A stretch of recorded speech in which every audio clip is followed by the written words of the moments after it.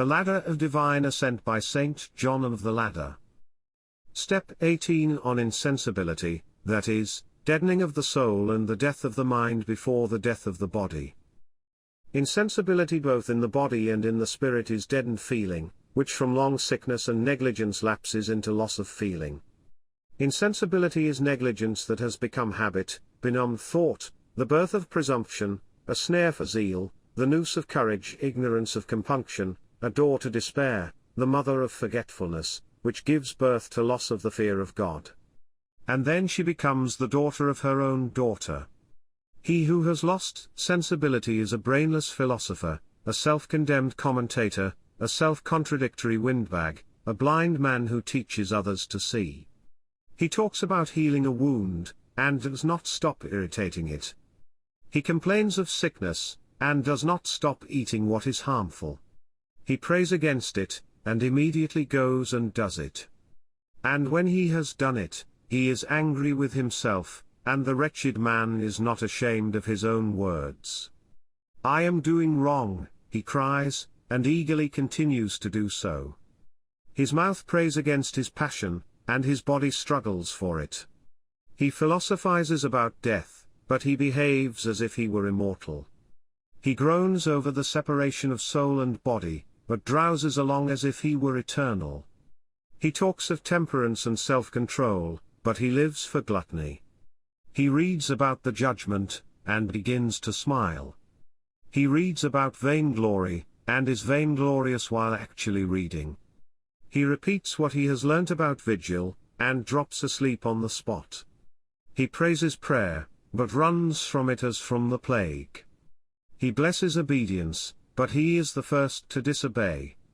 He praises detachment, but he is not ashamed to be spiteful and to fight for a rag. When angered he gets bitter, and he is angered again at his bitterness, and he does not feel that after one defeat he is suffering another. Having overeaten he repents, and a little later again gives way to it. He blesses silence, and praises it with a spate of words.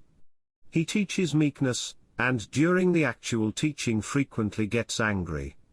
Having woken from passion he sighs, and shaking his head, he again yields to passion. He condemns laughter, and lectures on mourning with a smile on his face.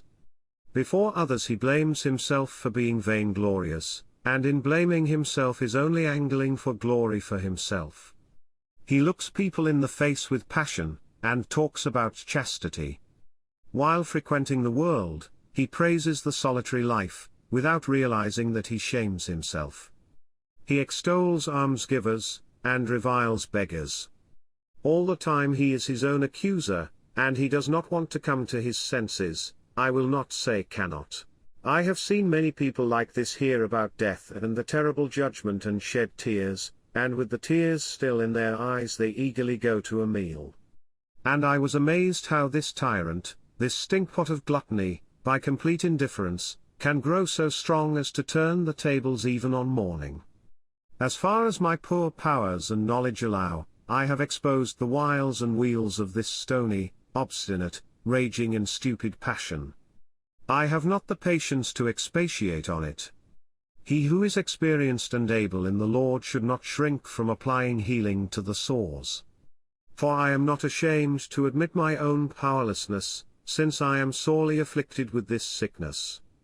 I should not have been able to discover its wiles and tricks by myself if I had not caught it and held it firmly, probing it to make it acknowledge what has been said above, and plying it with the scourge of the fear of the Lord and with unceasing prayer.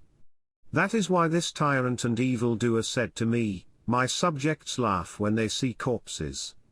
When they stand at prayer they are completely stony, hard and darkened. When they see the holy altar they feel nothing, when they partake of the gift, it is as if they had eaten ordinary bread. When I see persons moved by compunction, I mock them. From my father I learnt to kill all good things which are born of courage and love. I am the mother of laughter, the nurse of sleep, the friend of a full belly. When exposed I do not grieve. I go hand in hand with sham piety.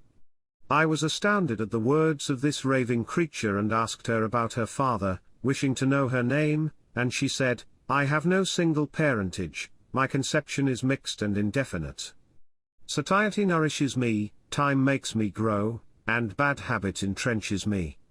He who keeps this habit will never be rid of me. Be constant in vigil, meditating on the eternal judgment, then perhaps I shall to some extent relax my hold on you. Find out what caused me to be born in you, and then battle against my mother, for she is not in all cases the same. Pray often at the coffins, and engrave an indelible image of them in your heart. For unless you inscribe it there with the pencil of fasting, you will never conquer me.